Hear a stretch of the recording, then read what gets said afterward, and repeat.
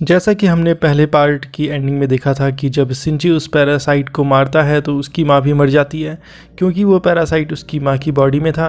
इसके बाद जब वो अपनी दोस्त से मिलने हॉस्पिटल जाता है तो वहाँ उसकी कोई दूर से फ़ोटो खींच रहा होता है, और यहीं पर पहला पार्ट ख़त्म हो गया था।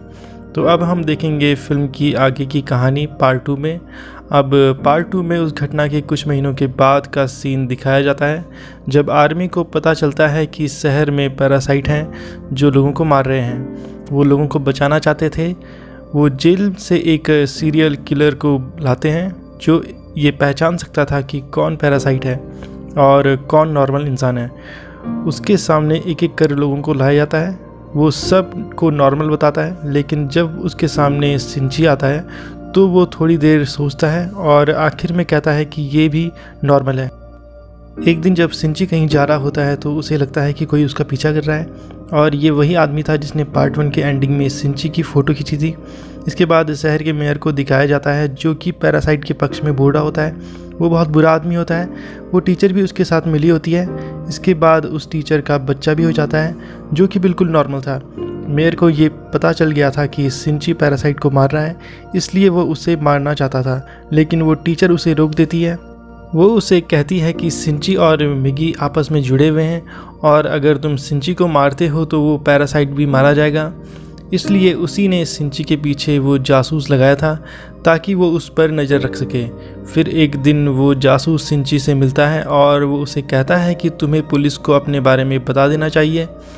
तो सिंची उसे कहता है कि पुलिस में भी बहुत सारे पैरासाइट हैं। फिर सिंची को पता चल जाता है कि इस जासूस को टीचर ने उसके पीछे लगाया है। इसके बाद वो टीचर से मिलता है कि वो कहता है कि तुम मेरी जासूसी क्यों कर रही हो, ये सब बंद कर दो। तो फिर टीचर उससे कहती है कि तुम हमारे साथी पैरासाइट को क्यों मार रहे हो, वो केवल अभी इंसानों को खाना सीख रहे हैं और कुछ समय बाद वो उन्हें मारना भी छोड़ देंगे। इसके बाद सिंची उस जासूस के पास जाता है और उसे कहता है कि तुम उस टीचर से बच के रहना, वो बहुत ख़तरनाक पैरासाइट है, वो तुम्हें भी नुकसान पहुंचा सकती है। लेकिन उस जासूस को उसकी बात पर भरोसा नहीं होता। इसके बाद अगले दिन वो जासूस जब मेयर से मिलता है तो वो मेयर के रूम में एक वॉइस रिकॉर्डर लगा देता है, क्योंकि वो सिंची की कही बात को चेक करना चाहता था। लेकिन मेयर को इस बारे में पता चल जाता है और वो अपने लोगों से कहता है कि ये हमारे लिए ख़तरा बन गया है, इसलिए वो पैरासाइट को उसे मारने के लिए उसके घर भेजता है। लेकिन वो जासूस अपने घर पर नहीं होता और वो उसकी बेटी को मार देते हैं। दूसरी तरफ मिगी सिंची को बताता है कि तुम पर 5 पैरासाइट हमला करने आ रहे हैं। उनकी तरफ एक आदमी आ रहा होता है और उसी के अंदर वो 5 पैरासाइट होते हैं। इसके बाद मिगी और सिंची उससे लड़ते हैं और उसका सर काट देते हैं। फिर उन्हें लगता है कि ये अब मर चुका है, लेकिन अभी सिर्फ एक पैरासाइट मरा था, बाकी अभी भी उसी के अंदर थे।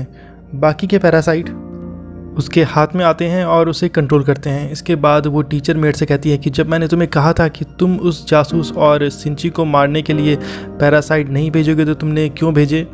ये सुनकर मेयर को लगता है कि टीचर के माँ बनने के बाद उसमें इंसानों वाली फीलिंग्स वापस आ रही हैं। उसे ये बिल्कुल पसंद नहीं आता और वो टीचर को मारने के लिए 3 पैरासाइट्स भेजता है। अब क्योंकि टीचर भी खुद पैरासाइट होती है तो इसलिए उसे पता चल जाता है कि कोई उसे मारने आ रहा है। वो उन्हें अपने पीछे पार्किंग में लाती है और वो उन तीनों को अकेले ही मार देती है। लेकिन इसके बाद जब वो घर आती है तो उसका बच्चा वहाँ नहीं होता और वो उसे वहाँ एक नोट मिलता है जिस पे लिखा होता है कि तुम्हारा बच्चा मेरे पास है, ब्रिज पर मुझसे मिलने आओ।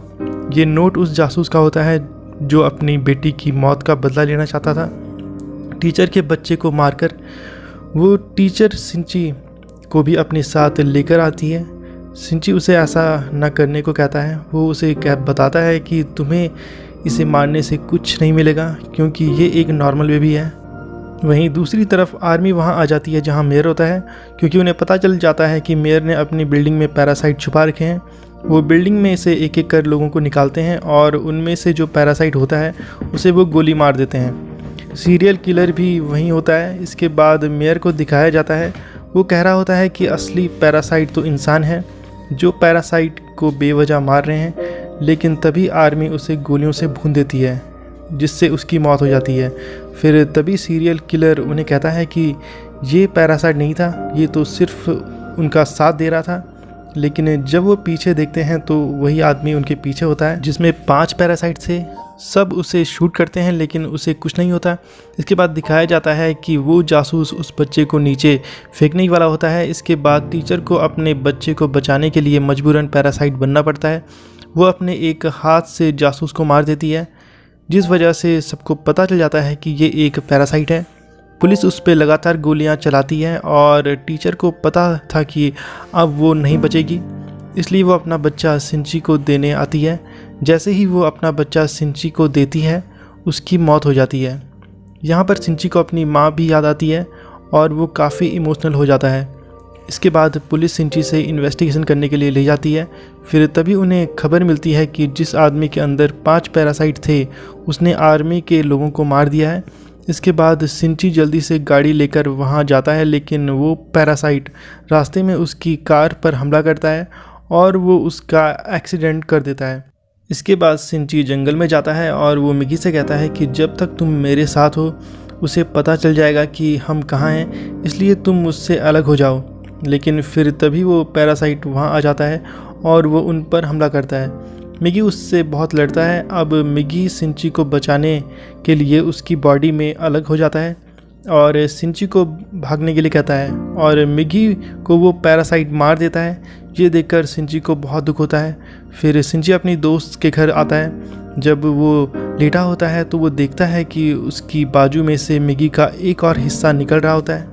ऐसा इसलिए होता है क्योंकि जब मिगी ने अपनी बॉडी सेल्स देकर सिंची को ठीक किया था तो मिगी के सेल्स भी सिंची की बॉडी में आ गए थे। सिंची को लगता है कि ये अब दोबारा आ रहा है तो उस पैरासाइट को फिर से पता चल जाएगा कि मैं कहाँ पर हूँ, इसलिए वो अपनी दोस्त को बचाने के लिए वहाँ से चला जाता है। लेकिन जब वो बाहर जाता है तो वो पैरासाइट उसे पकड़ लेता है। लेकिन एक फैक्ट्री में जाकर सिंची एक रॉड उसमें घुसा देता है, लेकिन उससे उसे कुछ भी नहीं होता। वो उसे कहता है कि तुम्हें मारकर बाकी इंसानों को भी मैं मार दूंगा और फिर मैं और बाकी पैरासाइट इस दुनिया पर राज करेंगे। फिर जैसे ही वो सिंची को मारने वाला होता है तभी मिगी दोबारा से आकर उस पर हमला करता है और तभी उसकी बॉडी में कुछ होने लगता है और वो तड़पने लगता है। फिर मिगी सिंची को बताता है कि जिस रॉड से तुमने इसे मारा था उस पर केमिकल लगा था और अब पैरासाइट इसकी बॉडी में नहीं रहना चाहते।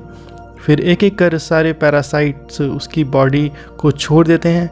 फिर सिर्फ उसका ढांचा ही बचता है। इसके बाद सिंची वो उठाकर आग में फेंक देता है, जिससे वो आखिरकार मर जाता है। इसके बाद बहुत दिनों के बाद का सीन दिखाया जाता है जब सब कुछ नॉर्मल हो चुका है। तो मिगी सिंची से बोल रहा होता है कि जब इस दुनिया में कोई भी पैरासाइट अब जिंदा नहीं है तो हमें भी अब एक साथ नहीं रहना चाहिए। मैं तुमसे अलग हो जाता हूँ। लेकिन सिंची उसे ये करने से मना कर देता है। तो फिर मिगी खुद ही अपने आप को ख़त्म कर देता है और सिंची का हाथ फिर से अपने शेप में आ जाता है, पर वो मिगी को खोकर काफ़ी दुखी होता है। फिर दिखाया जाता है कि काफ़ी समय गुजर चुका है और सिंची और उसकी दोस्त अपनी लाइफ अच्छे से जी रहे हैं और वो उस टीचर के बेबी से भी मिलने जाता है। फिर तभी वो सीरियल किलर भी वापस आ जाता है और वो सिंची की दोस्त को किडनैप कर देता है। वो उसे कहता है कि असली मॉन्स्टर इंसान है, लेकिन सिंची की दोस्त उसे कहती है कि असली मॉन्स्टर तुम हो जो लोगों को मारते हो। ये सुनकर वो सीरियल किलर सिंची की दोस्त को नीचे फेंक देता है, लेकिन सिंची जल्दी से जाकर अपना हाथ देकर उसे बचा लेता है और तभी उसे एहसास होता है कि उसकी मदद असल में मिगी ने की है और फिर फिल्म यहीं पर पूरी हो जाती है।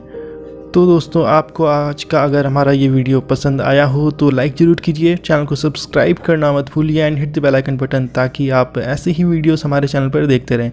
तो आज के लिए बस इतना ही। Thank you so much.